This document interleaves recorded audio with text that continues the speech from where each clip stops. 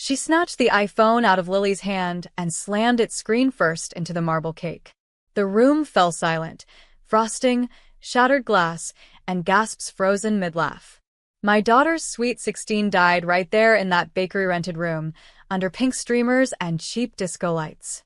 My name is Rachel Monroe. And from wherever you're watching this, stay with me. Have you ever looked at your own family and wondered if they were secretly rooting against you? My sister, Vanessa, stood there, smug, righteous, a glass of rose in one hand, a fake apology forming behind her teeth. Lily's face crumpled, silent, too stunned to cry. I stepped forward, fists clenched, but my mother's shrill voice pierced through the tension. Rachel, don't escalate. Escalate? 10 minutes later, 2 cops walked in. Not for Vanessa. For Lily. Disorderly conduct, the officer muttered, as if we were in a bar fight. Not a birthday. Vanessa, ever the drama queen, sobbed on cue. She told them my daughter attacked her over a simple misunderstanding. I stood in front of Lily, shielding her, but then my father handed over a signed witness statement. So did my mother. They'd backed her story. They let my daughter get cuffed. I didn't scream. I didn't cry. I did one thing. I walked over to Lily as they read her rights, kissed her forehead, and whispered, "Don't worry, baby. I promise you they're gonna pay." The officer hesitated. Maybe something in my voice chilled him. They took her away anyway. That night, I didn't sleep. I stared at the family portrait above the fireplace, the same one we took at Vanessa's wedding. I remembered how Lily was the flower girl. I remembered how I paid for half that wedding. I remembered everything. In the morning, I filed for temporary emancipation for Lily. I used every legal thread I had from my old paralegal days. But that was just the beginning. I wasn't going to scream. I wasn't going to post. I was going to destroy every lie they ever built from the inside. And 3 months later, my mother couldn't sleep.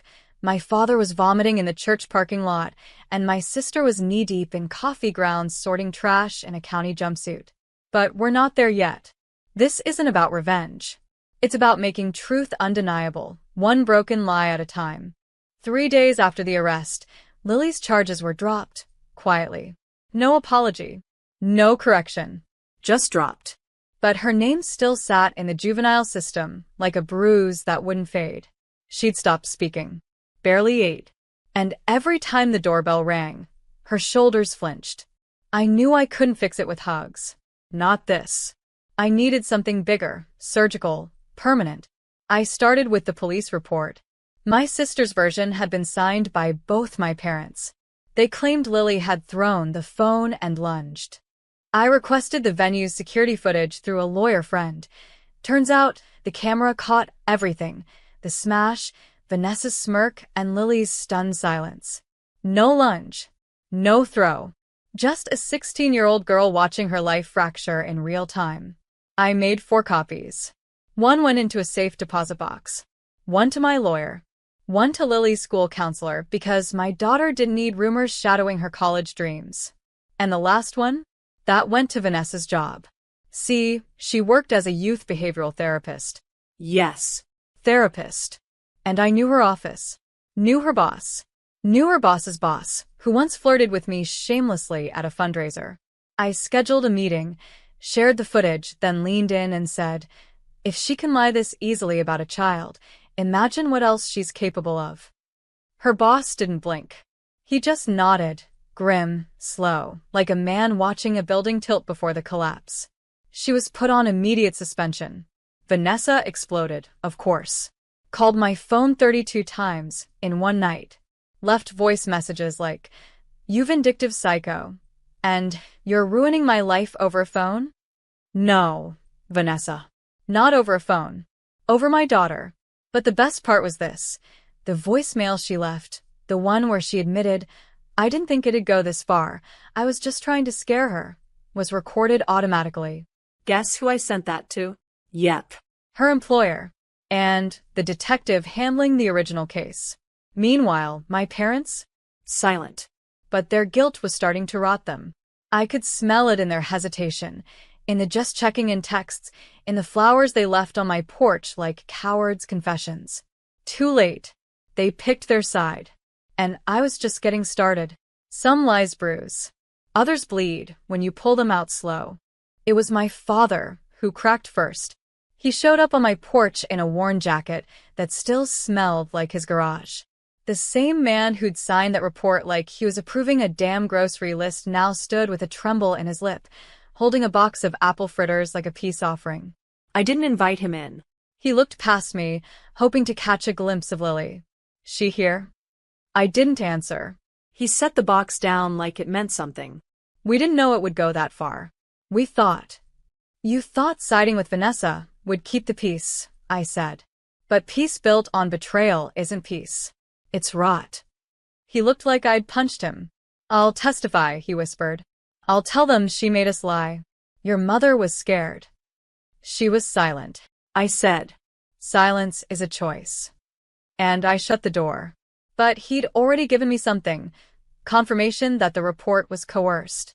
I took that to my lawyer, and together, we drafted a formal request to the DA's office to reopen the investigation, this time with new evidence, the surveillance footage, Vanessa's voicemail, and now my father's confession. But I didn't stop there. I dug deeper. I found out Vanessa had been using our parents' address for tax purposes, despite living in a high-rise condo across town. Fraud. I printed it all. Receipts. Statements.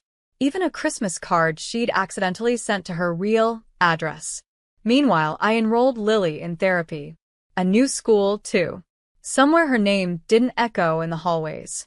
I sold my engagement ring, the one I'd kept in a box for 8 years like a stupid souvenir of pain, and used the money to pay for everything up front. Every time Vanessa's world cracked, Lily smiled a little more. But poetic justice isn't poetry without rhythm. So, I timed my next move perfectly. The day before Vanessa's reinstatement hearing at work, her boss received a full anonymous package, detailed evidence of tax fraud, and the real story of what happened to Lily. I made sure it arrived with a timestamp, a paper trail, unignorable. By sunset, Vanessa's hearing was canceled. Her job? Terminated. No severance. And my favorite part? The silence. No calls. No threats. Just silence. Revenge doesn't always roar.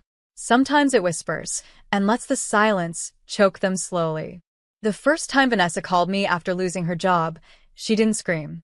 She begged. Her voice was hoarse, like she'd already spent hours screaming into pillows or empty wine bottles. Rachel, she rasped, I know I went too far, but you're destroying my life.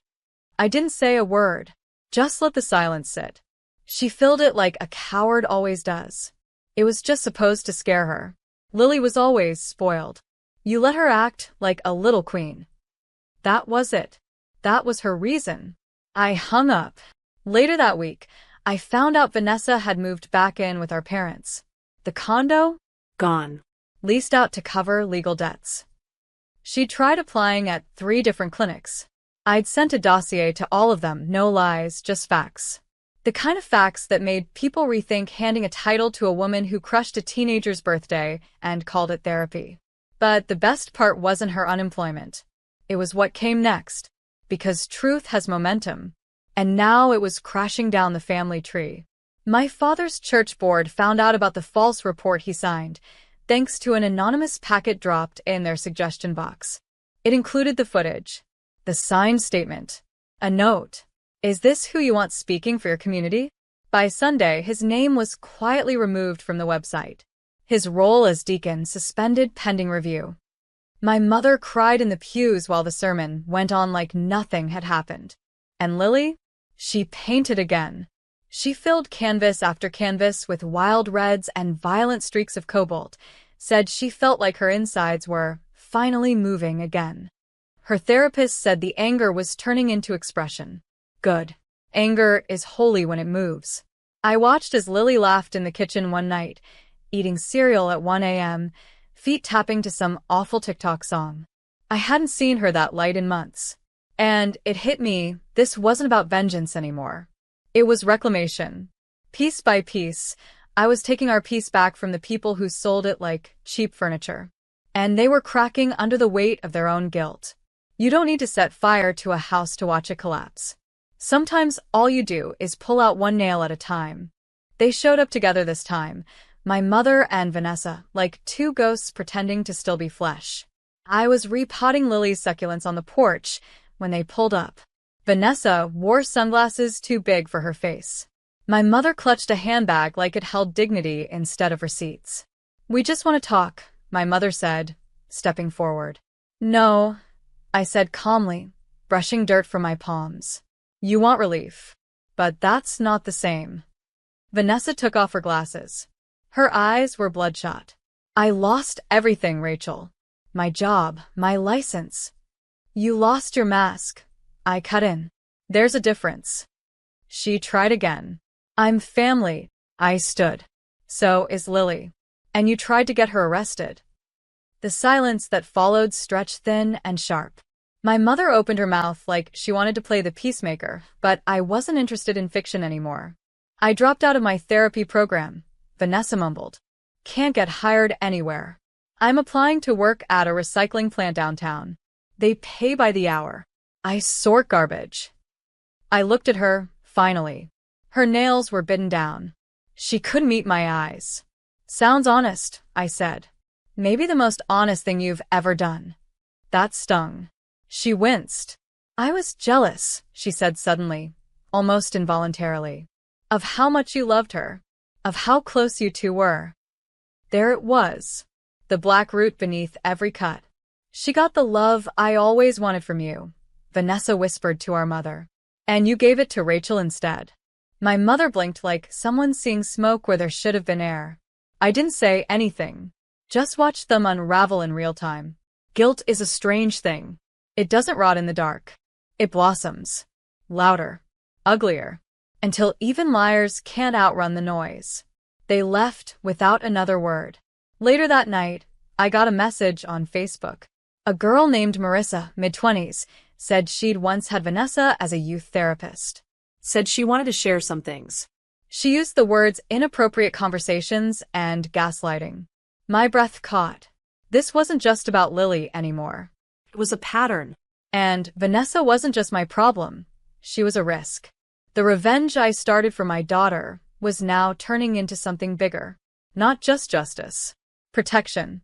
From a woman who'd worn sisterhood like a costume and used it to tear lives apart. Marissa met me at a coffee shop off 9th and Green, a quiet spot with humming fridges and employees too bored to eavesdrop. She wore a navy hoodie and kept checking the door like trauma might walk in behind her. "I was 13 when I met Vanessa," she said, fingers clenched around a chipped ceramic mug. "She was my court-appointed therapist after my foster mom got arrested." She took a long breath. At first she was nice. Too nice. Bought me snacks. Let me skip sessions if I needed a break. But then she started saying weird things like my foster dad probably hated me, or that I was too sensitive to survive in real life. She'd talk about her own childhood, twist the story until I felt guilty for complaining. I listened. I didn't blink, because what she described wasn't therapy. It was conditioning. "I tried reporting her once," Marissa continued. "Told the county rep that Vanessa made me feel unsafe. But they said she was highly recommended, that I was just being reactive." After that, she'd bring it up constantly. Called me a manipulator. Said no one would ever believe me again. I felt a coldness spread in my chest, not rage. Precision. I asked Marissa if she'd be willing to write a statement. She nodded slowly. "If it helps anyone else, yeah." By the end of the week, I had 3 more stories. Former teens, now adults, all willing to talk. Some had been silenced. Some gaslit. One even claimed Vanessa encouraged her to take the blame for something her stepbrother did, to keep the family peace. Same manipulation. Same venom. Different lives.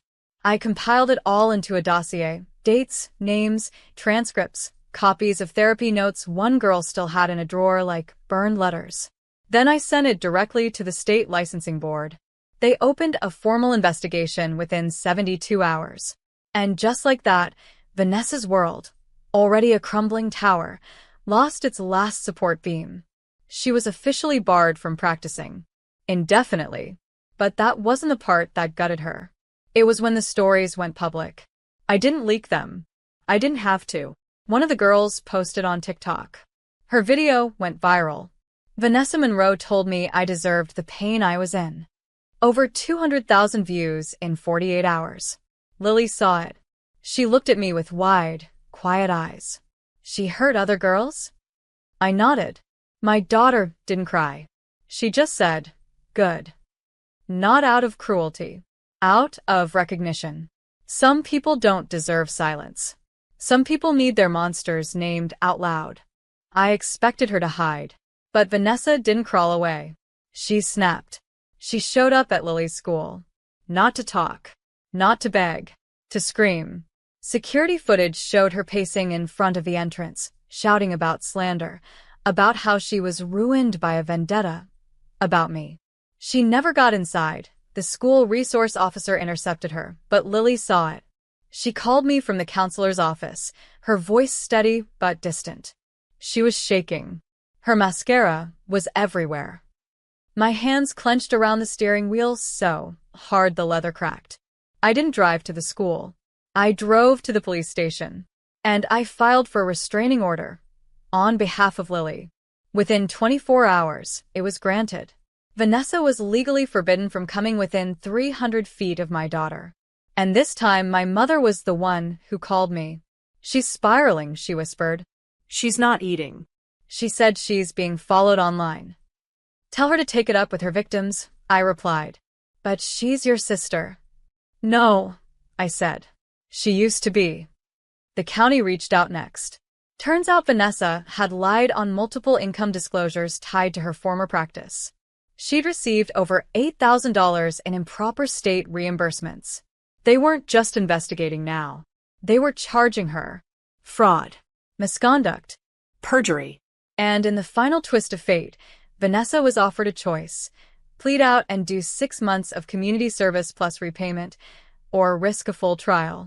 She took the deal. So, 3 months after smashing Lily's iPhone and calling the cops on her, Vanessa Monroe was sorting garbage in a reflective vest behind the very courthouse that once processed my daughter's arrest. That's where I saw her. Lily and I were walking out of the building after a final hearing to seal her juvenile record permanently. She was free. Clean. Vanessa looked up and froze. Our eyes locked. And I didn't smirk. I didn't sneer. I just put my arm around my daughter and walked past her like she was exactly what she'd become. Unimportant. Because the truth was, this was never about revenge anymore. It was about correction. She tried to bury a child with lies. And the world made her dig her way back out, with trash bags and broken pride. Poetic, maybe. But the final chapter hadn't been written yet. Not until I gave my parents one last gift. A gift wrapped in truth. And signed in legal ink. I waited until Christmas Eve. The day our family used to gather, like we weren't splintered bones. When everyone dressed fake, smiled fake, and prayed over food they'd tear each other apart for later. This year there was no dinner. No tree. Just a knock at my parents' front door, and a thick white envelope sliding across their welcome mat. Inside, a formal notice. A civil suit. Filed by me, on behalf of Lily Monroe, minor turned victim, now represented with full legal standing.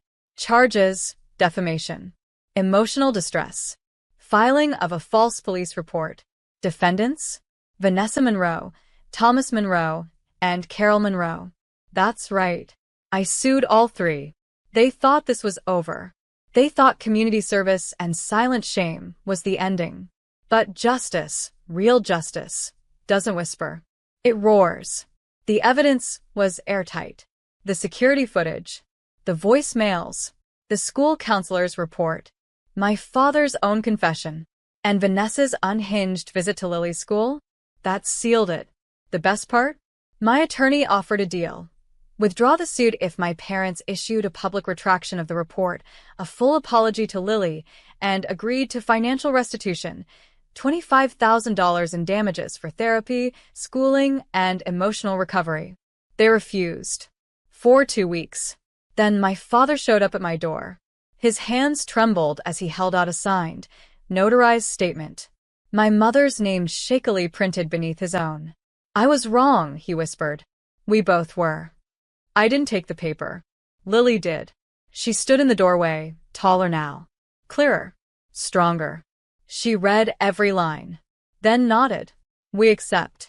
I never said a word. Didn't need to. The silence was loud enough. And Vanessa? She moved to a studio apartment an hour away. No job. No title. No audience. Her name now floats in Reddit threads and whispered DMs, a cautionary tale in teacher groups and youth therapy circles. She will never work with children again. As for Lily, she graduates next spring. Got into Emerson College with a personal essay titled, How My Mother Broke Generational Silence. She paints again. She laughs loud. She lives without fear. And me? I sleep.